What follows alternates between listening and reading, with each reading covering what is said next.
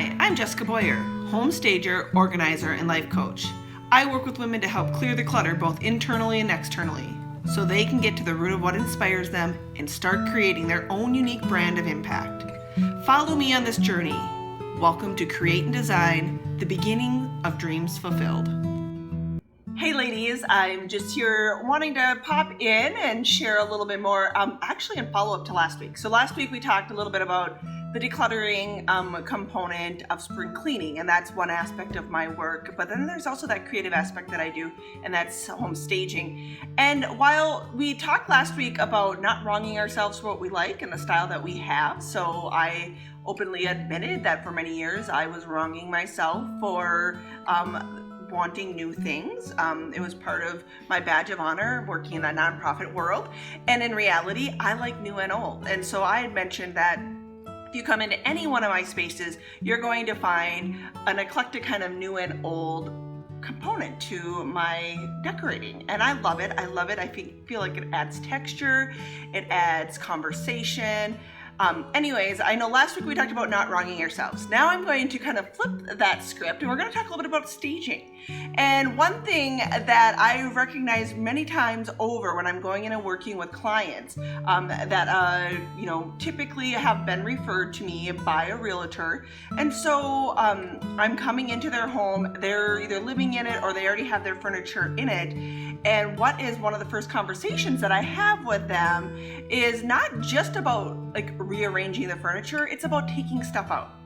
And this can be a very difficult conversation. Many times homeowners, when that conversation starts, they take it personally. And the reality is a professional stager isn't worried or isn't thinking about that component of what you really enjoy and what you love. And I mean, they really are there doing their business, and please do not take that personally, because what we're trying to do is find a great balance of how we can basically get more buyers interested in your property and get that thing sold in more time for more money. Obviously, the shorter that you have your house on the market, the less time, less days that it's been sitting there, the more you're going to get for that property. So really, there's nothing personal about it when a professional stager comes in. And I find that so often my clients do start to take that personally.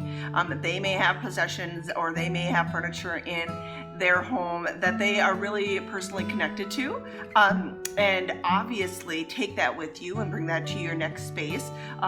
But there may be a point where we have to pack it up, store it away while your house is on the market. So I always feel like letting people know we're going to try something that typically will appeal to a broader audience. And that's my main objective when I'm going in and working with clients. So obviously I don't have the opportunity to work with all of you, but I do want to give you like those kind of a couple staging tips. One is, yes, staging isn't about moving furniture, just about moving furniture. It is also about taking stuff out. So the more that you can declutter, pull out all the extras, buyers and potential buyers can't typically see past that. Also, we are trying to create a vision for them. So when they're coming in, it is really setting the stage for them to see themselves potentially in it. And so with that is a little bit more about what are those kind of more neutral pieces that we can keep, as well as bring in some other additional pieces that are going to set the stage for a wider palette of people. Then third, I find, and it's shocking to me, how many homeowners that I'm working with don't see the true assets of their property and don't highlight them. So I'm talking, look at what part of your home is going to really draw that buyer in, and then we got to highlight that. And that can look different for different places. I've recently had a couple of homes that have porches, screen porches, and actually they're 3-season porches, so they're not even just screen porches.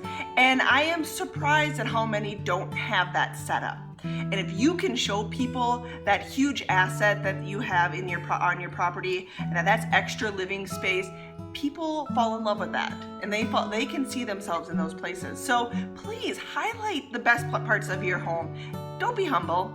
really, this is a time to shine the light, kind of toot your own horn for your home and make it look magnificent for all those buyers. And so really, truly, don't stop short of trying to do what you can to make sure that those buyers can connect with your home. As always, the world is a better place with you in it.